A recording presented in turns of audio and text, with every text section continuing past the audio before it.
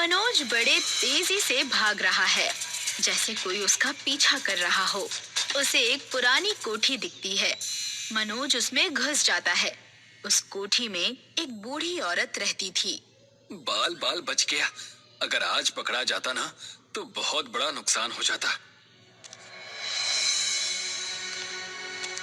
कब तक ऐसे ही भागोगे?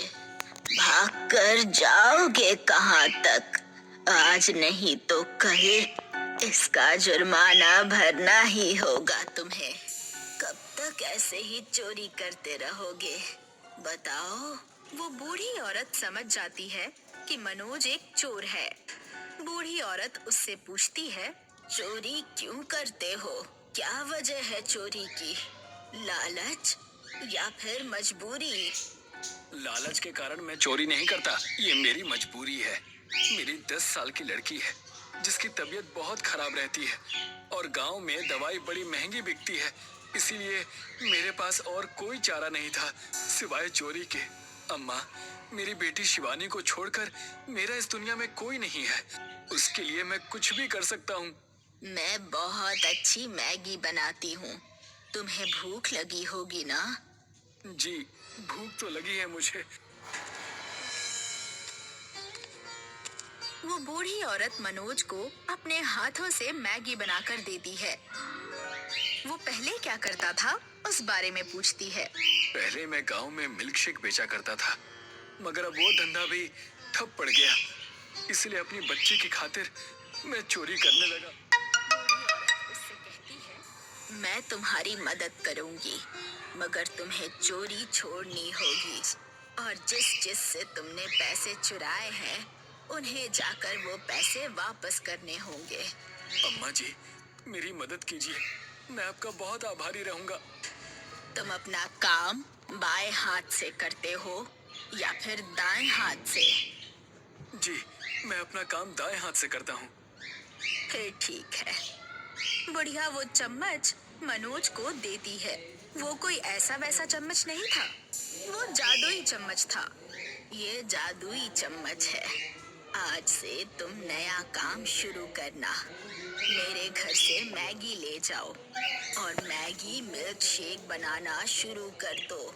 और याद रखना, इस चम्मच को हमेशा अपने दाएं हाथ से इस्तेमाल करना। जी, आपका बहुत बहुत शुक्रिया अम्मा जी। मनोज चम्मच और कुछ मैगी लेकर घर चला जाता है। घर में उसकी बेटी शिवानी बहुत बीमार थी।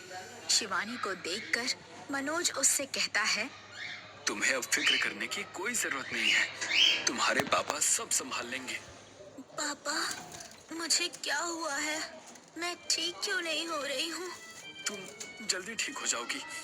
मैं कल से मैगी बेचना शुरू करूंगा। मगर पापा, आपको मैगी बनानी आती है? नहीं बेटा, अब वो कल ही जाकर देखना पड़ेगा। एक अच्छी अम्मा ने मुझे मैगी मिल्कशेक बेचने के लिए कहा है, तो कल से मैं मैगी मिल्कशेक बेचना शुरू कर दूंगा। अगली सुबह मनोज अपने ठेले पर पहुंच जाता है और बूढ़ी औरत के दिए गए चम्मच से मैगी को खिलाने लगता है। जब वो मैगी मिल्क शेक बना रहा था, तभी वहाँ से एक व्यक्ति गुजर रहा था। फिर से मिल्कशेक का धंधा शुरू कर दिया। मिल्कशेक तो मगर इस गांव में बिकती नहीं है, तो क्यों फिर से धंधा शुरू कर रहे हो? ये सिर्फ मिल्कशेक नहीं है, ये मैगी मिल्कशेक है। Maggi milkshake? लाओ जरा मैं भी चक्कर देखूं कि तुम कैसी मिल्कशेक बनाकर गांव में बेच रहे हो। हाँ, अभी देता हूँ। मनोज उस व्यक्ति को मैगी मिल्क शेक का एक प्लेट देता है। वो व्यक्ति जैसे ही उसे खाता है, उसके मुंह से पहला शब्द निकलता है, वाह मनोज भाई वाह, ये तो बहुत स्वादिष्ट है। इसे खाकर मानो दिल को सुकून मिल गया। लाओ भाई, एक प्लेट और बना कर दो। जी, अभी देता हूँ। धीरे धीरे करके मनोज की मैगी मिल्क शेक अच्छे से बिकने लगी। मनोज सबके चुराए पैसे भी वापस कर देता है। बस जमींदार के पैसे वापस करने बाकी रह गए थे। मनोज जमींदार के घर जाता है और उससे कहता है, जमींदार साहब, मुझे माफ कर दीजिएगा। मैंने आपके पास से कई दिनों पहले कुछ पैसे चुराए थे। मैं आपको